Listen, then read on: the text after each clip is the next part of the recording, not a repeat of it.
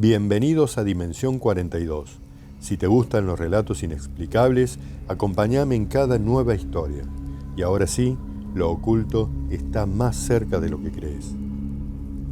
Me llamo Daniel Rivas, tengo 44 años y vivo en Zaragoza. Desde hace casi 20 años trabajo como técnico en refrigeración comercial.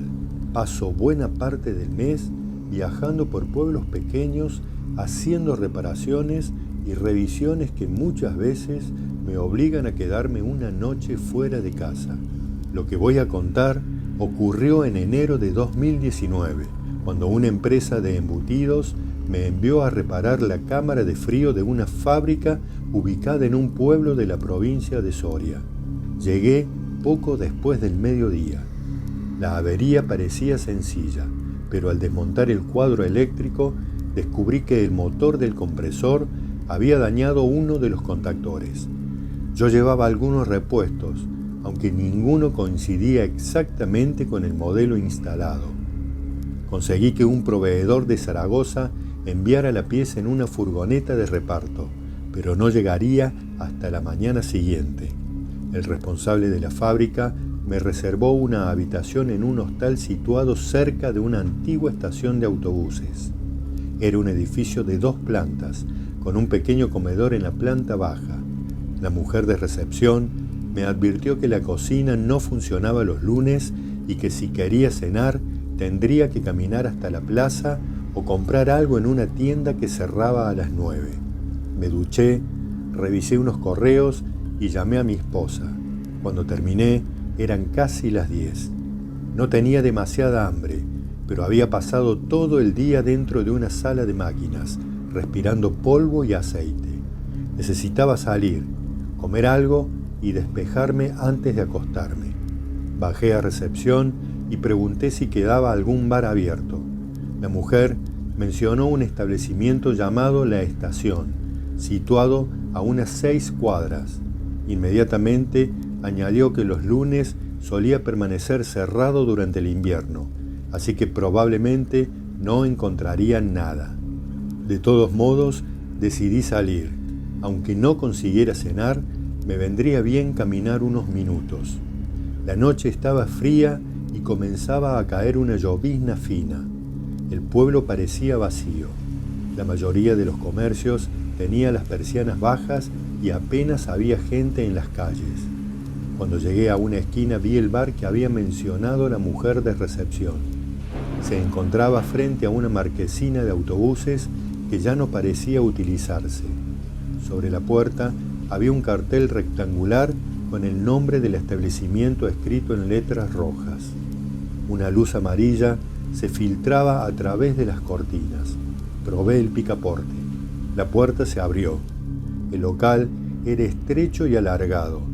A la derecha se extendía una barra de madera oscura y a la izquierda había 6 o 7 mesas. No había ningún cliente. Detrás del mostrador estaba un hombre de unos 60 años. Llevaba una camisa blanca con las mangas dobladas y un chaleco gris. Tenía el cabello corto, peinado hacia atrás y un bigote fino. Me saludó con absoluta normalidad, como si hubiera estado esperando que entrara alguien.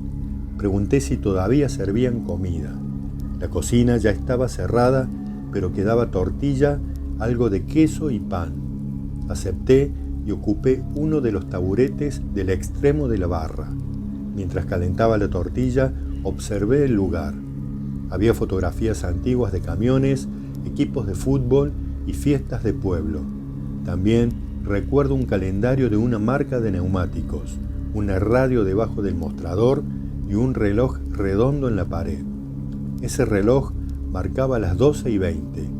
Eso me llamó la atención porque no eran ni las 10:30. Pensé que estaría averiado. Después vi moverse el segundero. No le di demasiada importancia. Supuse que las agujas de las horas y los minutos se habrían trabado. El hombre colocó el plato delante de mí y quiso saber qué iba a beber. Pedí agua con gas. Al verme la chaqueta de trabajo, se interesó por lo que hacía en el pueblo. Entonces pedí también un gin tonic. No era algo que hiciera habitualmente, durante un viaje de trabajo, pero no tenía que conducir y había sido un día largo. Preparó la bebida en un vaso alto, utilizó una botella cuadrada que tomó de un estante superior y añadió una rodaja de limón bastante gruesa. Mientras comía, comenzamos a conversar. No recuerdo los temas. Hablamos del frío, de los pueblos que iban perdiendo habitantes y de lo difícil que resultaba mantener ciertos negocios durante el invierno. Cuando supo que trabajaba con equipos frigoríficos, recordó una avería que habían tenido años atrás en el bar. Una vieja máquina de hielo provocaba cortes cada vez que arrancaba el compresor. Varios técnicos habían revisado la instalación sin encontrar la causa hasta que uno descubrió una conexión floja detrás del cuadro eléctrico.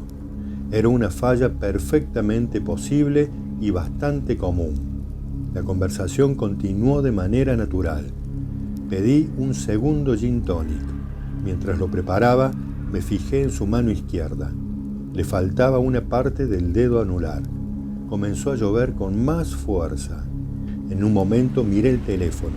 Eran las 12:17. Me sorprendió. Tenía la impresión de haber estado allí mucho menos tiempo. Creía que todavía no eran las 11:30. Decidí terminar la bebida y regresar al hostal. El hombre consideró mejor esperar unos minutos porque la lluvia estaba empeorando. Mientras esperaba, saqué el teléfono para dejar anotado el código del contactor que debía instalar por la mañana. Yo utilizaba una aplicación de grabación de voz para guardar datos técnicos cuando no quería escribir. Registré el modelo de la pieza, el voltaje de la bobina y el número del proveedor. Después, guardé el teléfono en el bolsillo de la chaqueta. No recuerdo haber detenido la grabación. Poco después, la lluvia disminuyó. Pedí la cuenta. El camarero no utilizó ninguna caja electrónica. Abrió una registradora mecánica situada debajo de la barra y tomó un pequeño talonario. La cena, el agua y los 2 gin tonics costaban 18 euros. Pagué con un billete de 20 que tenía una mancha negra en una esquina. La marca era grasa del compresor. Esa tarde había manipulado dinero antes de lavarme bien las manos y pensé que podía poner algún reparo al recibirlo. No lo hizo. Guardó el billete en la registradora y me entregó 2 euros de cambio junto con un recibo. Cuando me disponía a salir, señaló un paragüero colocado junto a la puerta. Había un paraguas viejo de color verde oscuro. Me lo ofreció para regresar al hostal. Al principio preferí dejarlo. Eran pocas cuadras y ya casi no llovía, pero insistió en que me lo llevara y lo devolviera al día siguiente. La lluvia era débil y tardé menos de 10 minutos en regresar. La calle estaba completamente vacía. Al alejarme, escuché la puerta del bar cerrándose detrás de mí. Cuando llegué al hostal, la recepción estaba desierta. La llave de mi habitación se encontraba en un casillero de madera, tal como había acordado con la encargada. Subí, dejé el paraguas junto a la puerta y me acosté. Me desperté a las 7 menos cuarto. Al levantarme, vi el paraguas. Por un momento, no recordé de dónde había salido. Después pensé en el camarero y decidí devolverlo antes de regresar a la fábrica. Bajé a desayunar. La mujer de recepción se fijó en el paraguas y quiso saber dónde lo había conseguido. Cuando mencioné la estación, su expresión cambió. Volvió a insistir en lo que ya me había dicho la noche anterior. El bar no abría los lunes durante el invierno. Supuse que el propietario habría decidido abrir de manera excepcional.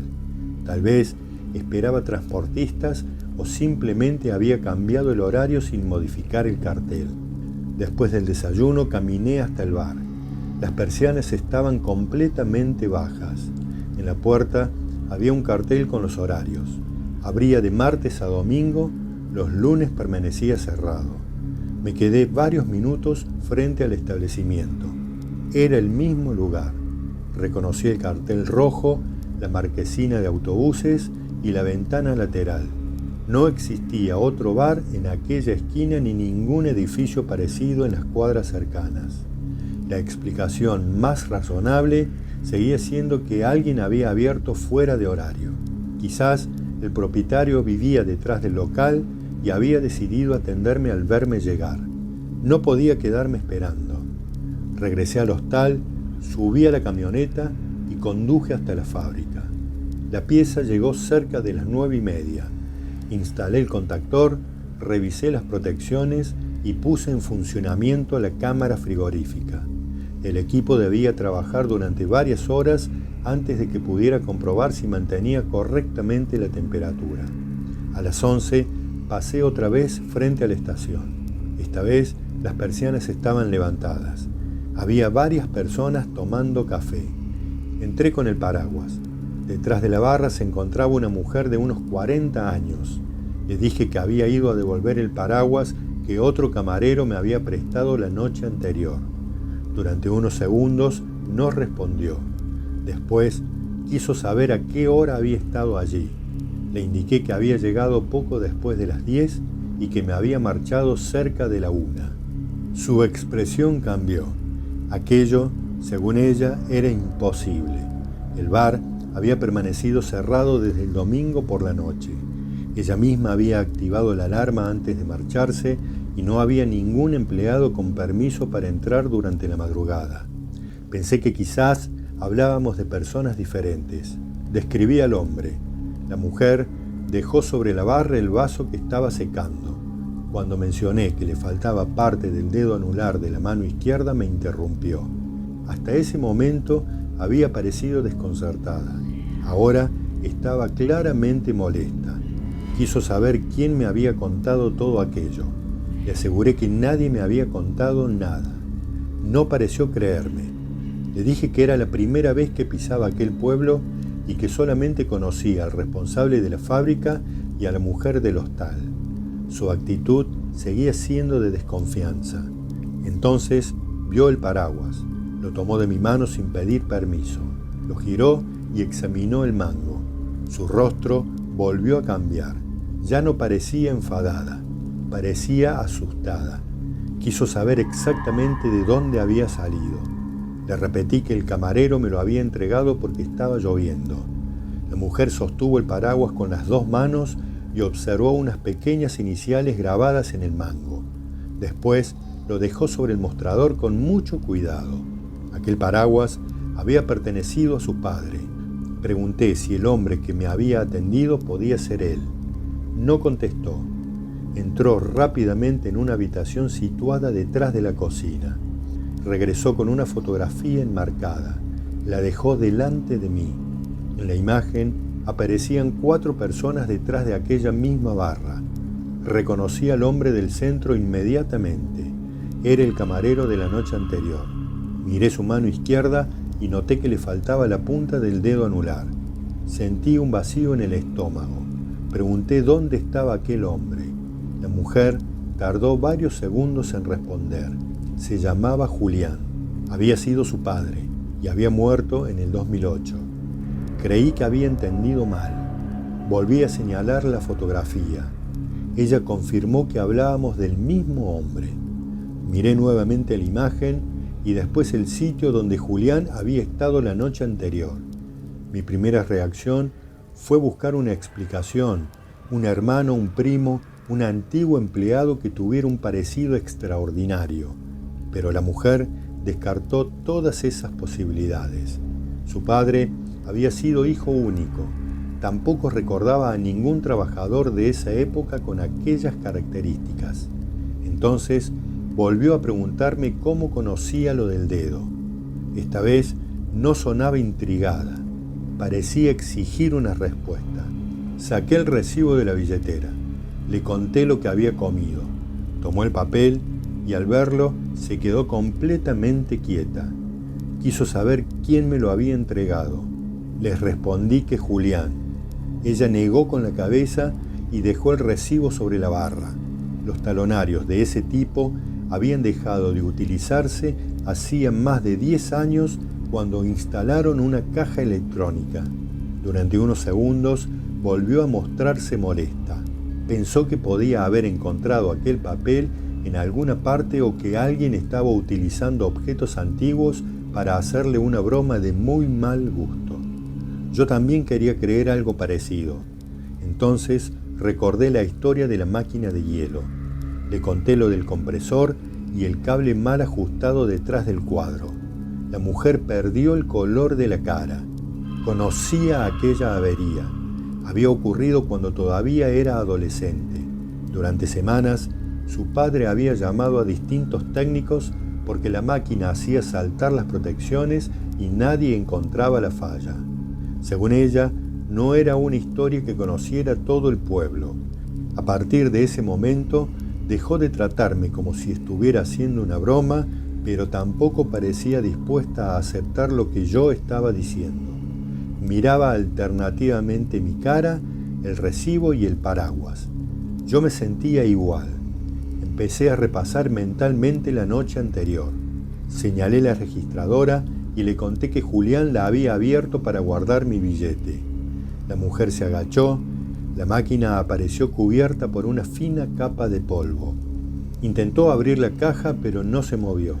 Llevaba años cerrada y nadie conservaba la llave. Yo recordaba perfectamente el sonido que había hecho al abrirse.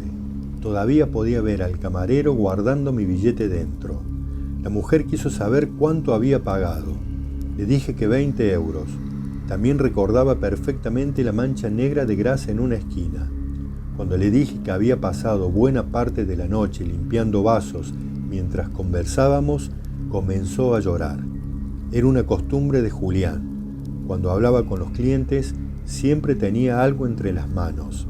Si no había nada que limpiar, volvía a repasar los mismos vasos una y otra vez. Yo no podía conocer ese detalle. Sentí miedo. Hasta ese momento, seguía convencido de que tarde o temprano aparecería una explicación sencilla. Cuanto más comprobábamos, menos alternativas quedaban. Ella tampoco parecía convencida de que yo hubiera visto realmente a su padre. Parecía debatirse entre creerme y pensar que intentaba engañarla por algún motivo que no comprendía.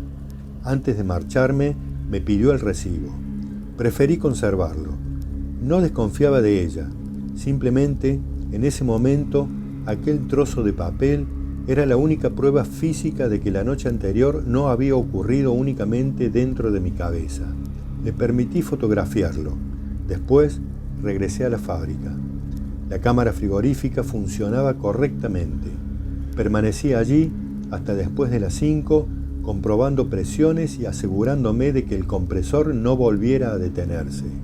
Antes de emprender el regreso, revisé las notas de voz del teléfono.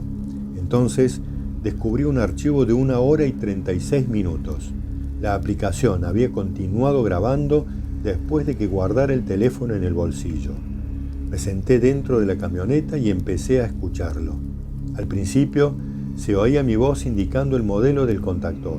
Después, aparecían sonidos del bar, el tintinear de los vasos, la radio, objetos apoyándose sobre la barra. También se escuchaba mi voz conversando. La del camarero, en cambio, apenas podía distinguirse.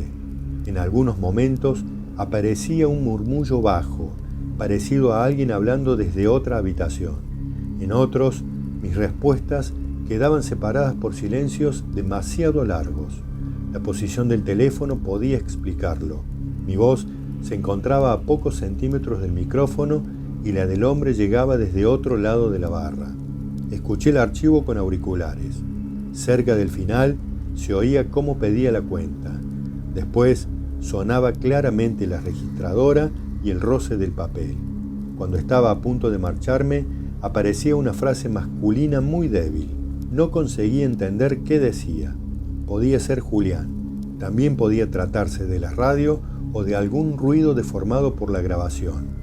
Volví a la estación. La mujer escuchó el archivo conmigo. Reconoció inmediatamente el ruido de la antigua registradora.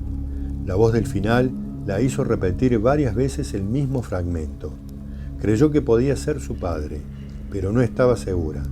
Habían pasado 11 años y el sonido era demasiado malo como para afirmarlo. Salí del bar y regresé a Zaragoza. Durante las primeras semanas Hablé del episodio con mi esposa y con 2 compañeros de trabajo. Todos encontraron explicaciones posibles. Uno pensó que había entrado en otro bar y que después había mezclado los recuerdos. Otro consideró que la familia podía haber construido aquella historia para llamar la atención sobre el establecimiento. Yo mismo llegué a pensar que el cansancio y el alcohol habían afectado mi percepción. 2 meses más tarde, la propietaria volvió a comunicarse conmigo. Habían mandado abrir la antigua registradora. Iban a reformar la barra y querían retirar algunas cosas que ya no utilizaban. Como nadie encontraba la llave, llamaron a un cerrajero. Consiguió forzar el cajón sin dañar demasiado la madera. Dentro encontraron recibos antiguos, monedas que ya no circulaban y algunos papeles. También apareció un billete de 20 euros. Tenía una mancha negra en una esquina. La mujer me envió una fotografía. No era posible demostrar que fuera exactamente el mismo billete, pero la forma de la mancha se parecía demasiado a la que yo recordaba. Y había algo más. Dentro de la registradora apareció la copia al carbón de un recibo. El número coincidía con el papel que yo conservaba. La mujer no sabía cómo podía haber llegado allí. Según su familia, aquella caja permanecía cerrada desde poco después de la muerte de Julián. En marzo de 2020, la estación cerró definitivamente. El edificio tenía problemas de humedad y varias vigas del techo se encontraban deterioradas. La familia decidió vender el terreno y no volver a abrir el negocio. Puedo aceptar que alguien entrara en el bar, conociera la historia de Julián y tuviera acceso a alguno de sus objetos. También puedo aceptar que el alcohol, el cansancio y la sugestión alteraran parte de lo que recuerdo aquella noche. Incluso puedo aceptar que una conversación de varias horas haya quedado deformada en mi memoria. Lo que nunca pude explicar fue aquel billete dentro de una registradora que, según la familia, llevaba cerrada desde 2008. Tampoco el paraguas, y todavía tengo dudas sobre la grabación. Con auriculares, la voz del final no parece provenir del otro lado de la barra. Está demasiado cerca. Parece salir del interior de mi chaqueta a pocos centímetros del teléfono. Han pasado varios años. Todavía no sé quién me atendió aquella noche. Cuando salí de la estación aquella madrugada, no recuerdo haberle dicho adiós. Pero en la grabación, justo antes de que se cierre la puerta, se escucha una voz que parece despedirse. Y no es la mía. Aquel fue el último sonido registrado dentro del bar. Después, solo se escucha la lluvia. Hasta acá llegó la historia de hoy. Si te gustó, ayúdanos dejando tu like y si alguna vez viviste algo que todavía no podés explicar, contalo en los comentarios. En el relato de la próxima semana conoceremos el caso de una joven que trabajaba durante el turno nocturno en una residencia de ancianos y del extraño visitante que comenzó a ver caminando por sus pasillos poco antes del amanecer. Lo oculto está más cerca de lo que crees.